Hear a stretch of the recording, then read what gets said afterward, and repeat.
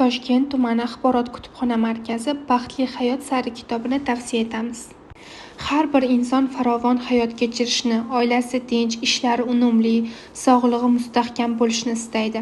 Biroq bu narsa hammaga ham nasib etavermaydi, chunki baxtga erishishning o'z mezonlari bor. Qolaversa, baxtni pulga sotib olishni iloji yo'q. Zero baxt doim ham moddiyatga bog'liq emas. Hayotda to'kis baxtga erishgan insonlar juda kam. Kimningdir sog'lig'i yaxshi bo'lsa, ro'zg'or tebratishda, tirikchilikda muammolari bor. Yana kimningdir topish tutishi yaxshi, sog'lig'i yomon, oilasi notinch. To'kis baxtga erishish uchun inson oldida qandaydir to'siqlar, muammolar turadi.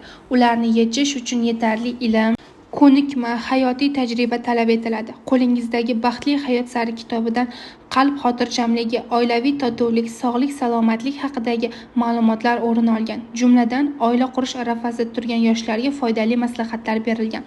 Turmushda uchraydigan muammolarni hal etish, sog'liqni saqlash, kasalliklar oldini olish, moddiy, ruhiy illatlarni davolash borasida yo'l-yo'riq ko'rsatilgan. Ushbu kitob hayot mohiyatini teranroq anglashda, haqiqiy baxtga erishishda sizga yaqin ko'makchi bo'ladi degan umiddamiz.